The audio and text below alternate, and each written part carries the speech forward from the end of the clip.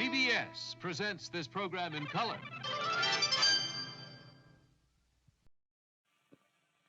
To Tell the Truth is proud to present The Supremes.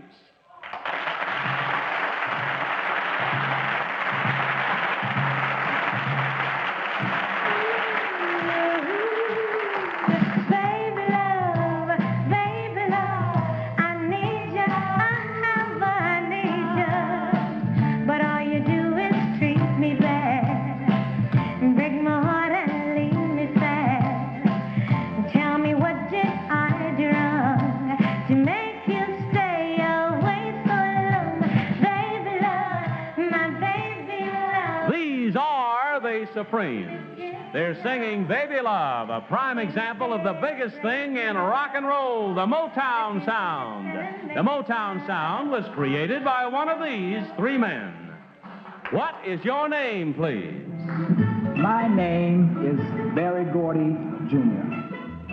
My name is Barry Gordy, Jr. My name is Barry Gordy, Jr. Only one of these gentlemen is the real Barry Gordy, Jr. The other two are imposters and will try to fool this panel. Tom Poston, Peggy Cass, Orson Bean, and Kitty Carlisle. On To Tell the Truth with your host, Bud Collier. Thank you. Thank you. Good evening and welcome once again to Tell the Truth. Good evening, panel. Good evening, Bud. That's good spirit this evening. We're brought to you by Anacin, the headache tablet to relieve pain, so relax tension, calm nerves. Anacin. Now, panel, please open your envelope, if you will, and follow along as I read this first story. I, Barry Gordy, Jr., borrowed $700 6 years ago and went into the music business. Today, I am president of the Motown Record Corporation, the world's largest independent record company. We feature the Motown sound, named after Motortown, Detroit, Michigan. It's a swingy city blues featuring violins and the driving beat of tambourines and hand clapping. My company manages many of its foremost exponents, such as Marvin Gaye, The Temptations, Stevie Wonder, The Marvelettes, Martha and the Vandellas, The Four Tops, Smokey Robinson and the Miracles, and, of course, the foremost rock and roll female group in the world, the Supremes. Signed, Barry Gordy, Jr.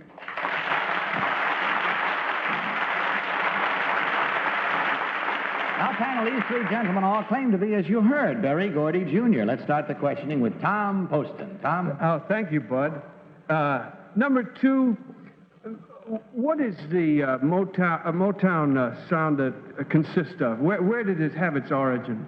Well, we just shortened the term for Motor City for Detroit, and it's a specific sound, and we combine the violins and tambourines and hand clapping and so forth to sort of distinguish it as a distinct sound as against that of the Mersey sound in England. Oh, yes, I know about that. Number three, how long do you think rock and roll is going to last? Well, I hope forever. Forever? Oh, thank you. Peggy Cass. Thank you. Number three, where did you find the Supremes? I found them in high school in Detroit, Michigan. Number two, how? I mean, what, did you just go up the car and pick three girls? I mean, how did you find them? No, I had just started my company and was on the way, and they were starting their group, and they wanted someone to handle them. I see, thank you. Number one, did the Supremes record Where Did Our Love Go? Yes, they did. Thank you. Number three, how many million records things, how many gold records do they have? The Supremes? Yes. They have 5 gold records. Thank you. Number one, are they Wow. Orson Bean. The Supremes are not just the best female rock and roll group, they're the best thing in show business, I think. And the Senators are not with it because that show, It's What's Happening Baby, is the best thing on television in 5 years. Number one, who were the Essex? The Essex... What number did they do? Do you know what? I don't know. Number three, do you know big million seller they did, the Essex? Number two? No, I don't know. No, I don't. Before your time, boys. Well, I'll take you afterwards. Number two, again, who recorded Surfin' Bird? Number three, the Trashmen. What did they record? What do you listen to? Number one, the trash men. Comic strips and trash men. Kitty Carlisle. Number one, what did you do before you started this company? I was an employee of Ford Motor Company. Thank you. Number two, were you always interested in music? Well, early in life I was, and then I got hungry and I went to work, and then I started back again later on. Number three, who does your arranging for the Supremes? Holman and Dozier. Thank you. Number one, are the Supremes related to each other? No, they're not related to each other. They were singing together in school. That's it. Time for you now to mark your ballots. So mark them at once without any consultation, panel. And, of course, without changing once you have marked. Vote for number one, number two, or number three. Team of challengers will, of course, receive $250 for every incorrect vote. Are all ballots marked? Very well. Tom, for whom did you vote? I voted for number three, Bud, because I had a little pantomime conversation with him. I asked him if he'd handle my singing act, and he said yes, so I voted for number three. Thank you, Cass. Well, number three's a very sharp dresser, sort of mod. But I voted for number two. I feel he's got a real Southern accent, and when he moved to Detroit, he liked it so much that he started the motor sound. That was my whole theory. Orson B. Number two has a fine diamond ring on, and I figure that the Supremes probably made him a millionaire, so... Kitty Carlisle. I voted for number three. I have a feeling number one's married to one of them, and maybe number two, too, for all I know.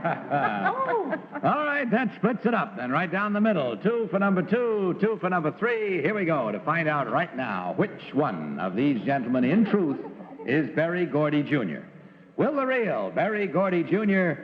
please stand up?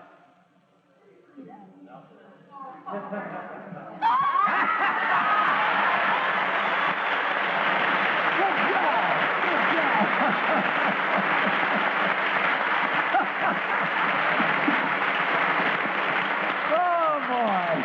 Thank you, sir, very much. Game show great.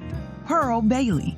Bailey was the daughter of a preacher and attributes her success to her strong relationship with God. She won a Tony for an all-black Broadway production of Hello, Dolly, and later became a U.S. ambassador, receiving the Presidential Medal of Freedom. In '67, she gave it her all on I've Got a Secret.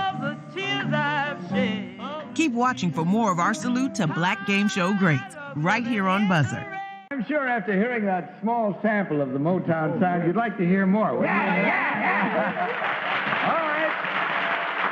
Here are the Supremes, Diana Ross, Mary Wilson, and Florence Ballard singing their latest million record seller, Back in My Arms Again. Here they are.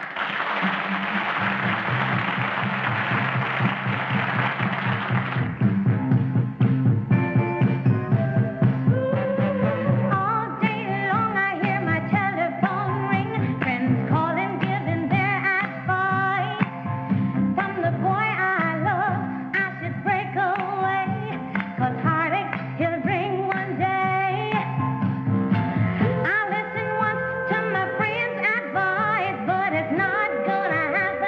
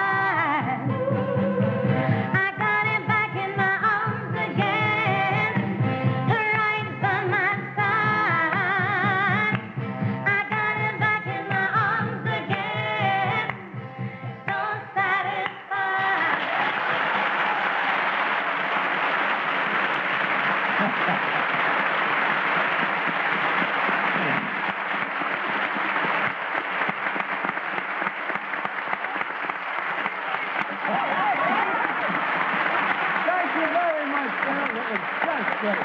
Just great. You're acting like a proud father over here. That was great. Thank you very much, and many more years of success to you. Number 2, what is your real name, and what do you really do? I'm Dr. Leroy Amar, resident physician at Harlem Hospital in New York.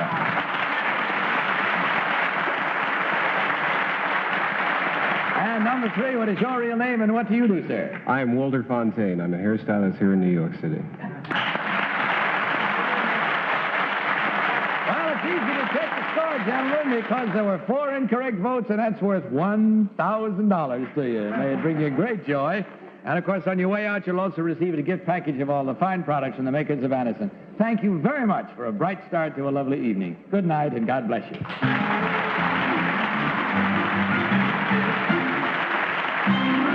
And now a word about Anison.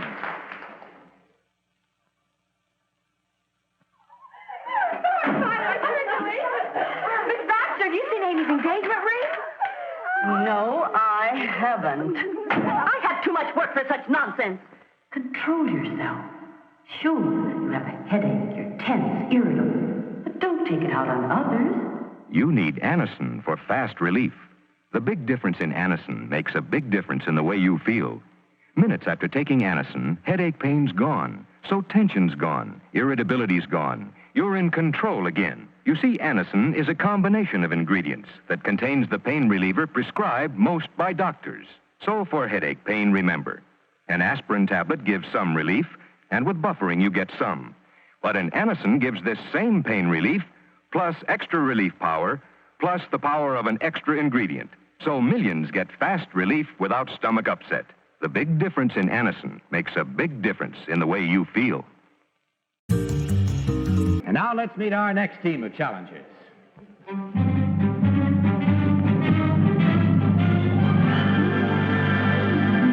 What is your name, please? My name is Lisa Hobbs. My name is Lisa Hobbs. My name is Lisa Hobbs. Follow along again, panel, with your copies. I, Lisa Hobbs, am a staff reporter for the San Francisco Examiner. For a long time, I had wanted to do a series of stories on life inside Red China. But the fact that I was a newspaper reporter from the United States made it impossible. Finally, I got the idea of returning to the country where I was born and trying to get into China from there. It worked. I joined a group of tourists and spent 22 days behind the bamboo curtain interviewing scores of Red China's people. I received startlingly frank answers to questions on the Chinese economy, world politics, and even love and marriage. I am the first staff reporter for an American newspaper to visit communist China in almost 10 years. Signed, Lisa Hobbs.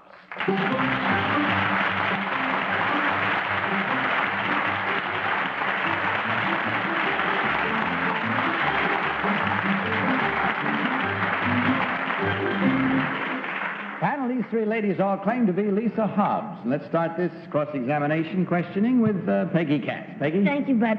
Miss Hobbs, number 3, what is your original country? Canada. Thank you. Number 2, yours? United Kingdom.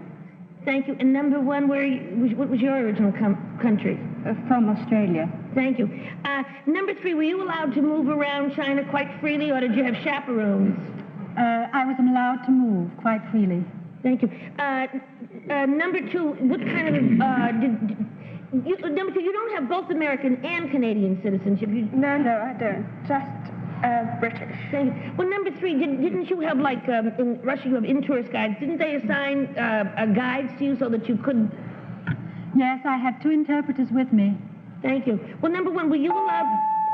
Orson Bean. Yes, number 3, is it difficult to get married in communist China? No, it's not, but there is an age limit. I mean, there is an age when you can get married. How old do you have to be to get married? The girl's 18, the boy's 20. Number 1, is the government pro or anti big families right now? They keep changing back and forth. The government of China is anti-large families now. They're trying to control the population. Number 2, are the communes successful? They are very successful. Do you agree with that, number 3? Yes, I do. Number 1. Oh, I would say they're becoming more successful. Kitty Carlisle. Number one, I think I read something of these stories, and I thought they were absolutely fascinating. Did you find the people well fed? Number one? Oh, the people are quite well fed. I don't think that they eat as well as the Americans, but they are certainly quite well nourished. Thank you. Number two, how did you travel? By plane, mainly by train, and also by bus. Number three, do you speak Chinese? Is that why you had no interpreter? We had 2 interpreters. I don't speak Chinese. You felt you got frank questions, though, answers to your questions, number two. Yes, I did very frank answers. Tom Poston. I'd like to talk about number two, frank in what way? You mean that they were revealing of the true nature of China's situation now? Well, they gave propaganda lines, yes, mostly, but they will try to be very helpful and explain what they felt personally. Did you, number one, did you feel that there was a particular animus as far as the United States and so forth is concerned among the people? Oh, I felt that the people of China are rather frightened that America might take aggressive action against them. Number one, was there any poverty? I know the kitty asked you something like, was there any poverty where you said they were well-nourished, the people? Is there poverty? Yes, there is a great deal of poverty in China. And that's all the time we have. We must stop there, unfortunately, because it's a subject that could go on forever, I'm sure. It's so interesting. But it's time for you now to mark your ballot, so will you kindly do so at once, without change, without any consultation, of course. Just vote now for number 1, number 2, or number 3. All ballots are not quite marked, are they? Yes, now they are. Okay, Tom, for whom did you vote? Well, this is a 1 I put down there. I certainly was torn, I must say. But I thought that I was number 1. That's why I voted for her. Peggy Cass. I voted for number 1. She seemed to be very reflective as she answered, and I felt if she was the real one, that would be right. Orson Bean. Well, I didn't think it was number 3. I didn't think it was number 2. I didn't think it was number 1 either, but that's an easy number to write, so I figured I'd do something. Kitty Carlisle. Well, I'd like to congratulate Lisa Hobbs, whoever she is, because they were extraordinarily good pieces, and I voted for number 1. So it's unanimous for number 1. Very well, let's see what that brings you. Okay, we'll find out now which one of these ladies, in truth, is Lisa Hobbs. Will the real Lisa Hobbs please stand up? Too smart for your own good, pal. Thank you very much. Well, you bounced back after your defeat in the first round, didn't you, to clean it up this time? Number 2, what is your real name and what do you really do? My name is Dawn Levy, and I'm a political officer at the United Nations. And number 3, what is your real name and what do you do? My name is Barbara Yeager. I'm a housewife and a mother of an 11-year-old daughter. Thank you. And checking the score, we find there were no incorrect votes, but in that case, there still is $150 coming your way. And, of course, on your way out, you receive a gift package of all the fine products from the makers of Anison. Yes? These stories available could I read them somewhere? Are they available? They were carried by all the Hearst newspapers. They're not in book form anywhere. They will be shortly. Oh, good. Well, that's it. And thank you, ladies, so much for being with us tonight. Hope you enjoyed it as well. Goodbye, and God bless you.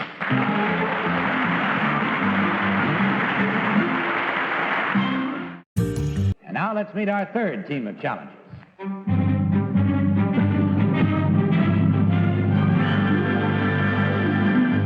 What is your name, please? My name is George Burroughs. My name is George Burroughs. My name is George Burroughs. Follow along once again, panel, if you will. I, George Burroughs, am a campus cop, or as we are known at Harvard University, a yard policeman. I am a former English tutor, a life member of the Sherlock Holmes fan club called the Baker Street Irregulars, and president of the Stratford Society, an organization devoted to readings of the plays of William Shakespeare. In a busy life, 2 events stand out with clarity. One was the time during a student demonstration when I was bitten on the leg by a college girl, and the other was the birth of my son, that well-known actor, comedian, and TV personality, Dallas Burrows. Signed, George Burrows.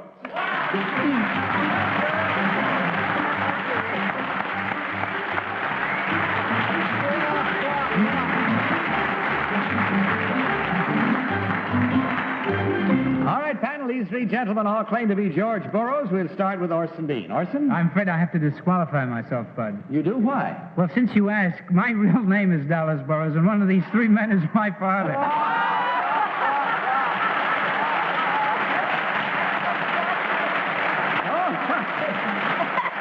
Very well.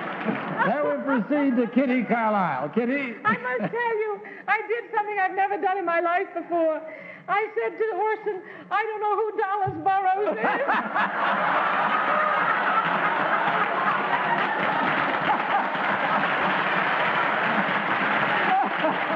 Never heard of it. I felt so ashamed. Oh, Mr. Burrows, why were you bitten in the leg? Which number? Number one. Why, father, number one. Why were you bitten in the leg by a college girl? This college girl didn't like the way I was handling her boyfriend during one of the student riots. So she took it upon herself to take a darn good bite out of my leg. Number two, what's the worst panty raid you've ever been in? Well, I think the worst one was between Harvard and Wellesley. And that was in 1932. Tom Poston. Mr. Burrows, number 3. I'd like to ask you questions about Orson when he was little. Now, Mr. Burrows, number 3, was he always as vile and low down and miserable and mean as he is to this very day? To this day. No. He was not. I knew it wasn't his parents. Now, he's been accused many times in the past of dallying with maidens and having to do with persons of the... Now, was he always like that as a boy, or did he really read comic strips the way he says when he was little? Which number? Number 3. Number 3 still? He kept all that information away from me. Right, or you'd bite him in the leg. That's fair enough. Thank you. Number 1, what's another more colloquial name for campus cop? A yard policeman, Yard policeman is much better. I see. But number 2, isn't there something they call you around Cambridge? Well, they just call me the yard cop. Okay. Number 3, who is Reinhardt? Does the word Reinhardt mean anything to you? Yes. What does it mean?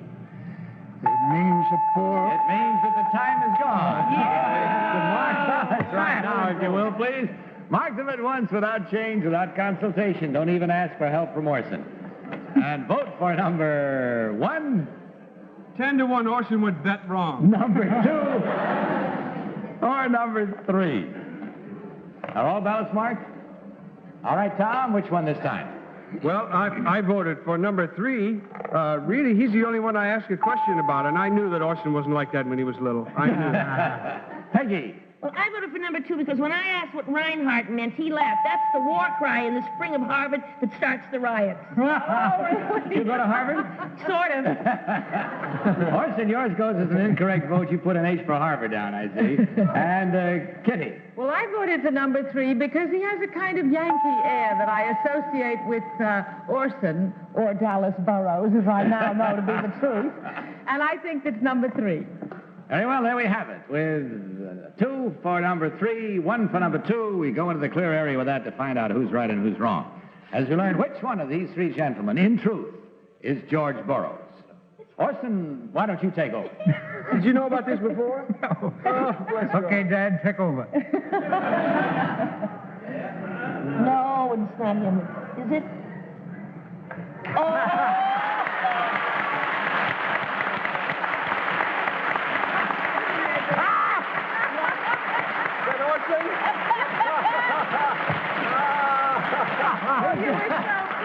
We've just caught Orson with a complete surprise. He knew nothing about this because Mr. Burrows very kindly brought something along with him, which I think will be of interest to all of us. Show everybody.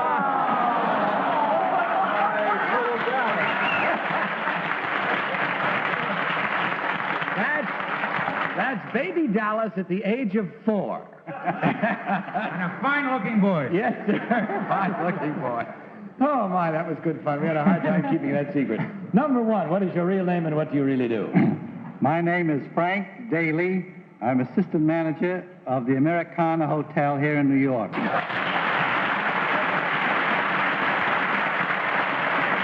And number 2, what is your real name and what do you really do, sir? My real name is Fred Crockett, and I am a consultant with Mr. Donut Corporation.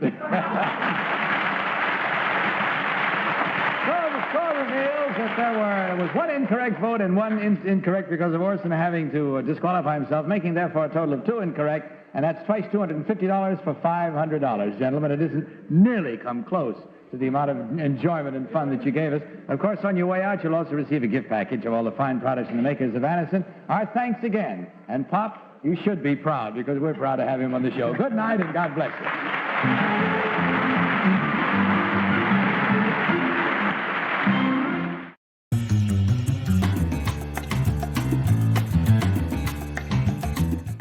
About heat liniments. Aching joints, arthritis, minor pain, no rubbing can make salves or liniments penetrate to reach that pain deep inside joints and muscles. Get Liquid Heat. Just brush on Heat. Heat soaks deep into skin fast, and when heat soaks in, pain flows out. Heat replaces pain from deep inside joints and muscles with hours of soothing relief. For relief of aching joints, arthritis, minor pain, get Heat. When heat soaks in, pain flows out.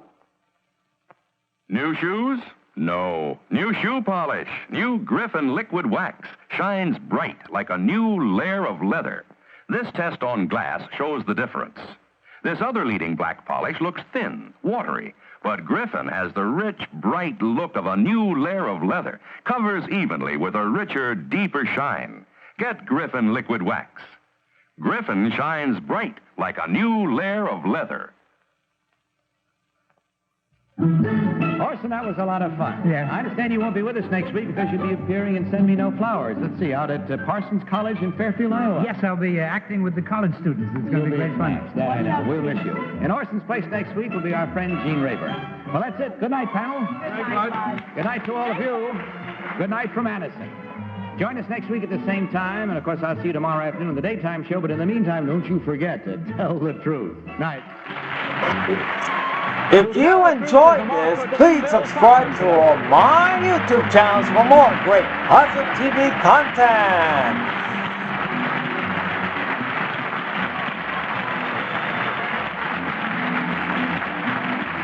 To Tell the Truth has been brought to you by Concentrated Heat Liquid, the liniment to relieve minor rheumatism, arthritis, or backache pain for hours. Johnny Olson speaking for To Tell the Truth. The program was pre-recorded.